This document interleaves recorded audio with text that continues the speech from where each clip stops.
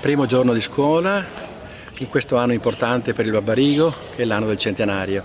Siamo molto contenti di cominciare con i nostri ragazzi, abbiamo un bel numero anche quest'anno, nei diversi indirizzi sia alla scuola media sia alle superiori, in particolare quest'anno al tecnico economico o ragioneria per gli amici.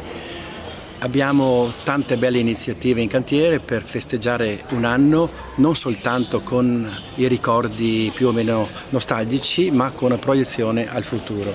Ai ragazzi spieghiamo che quest'anno sarà per loro uno sguardo al futuro.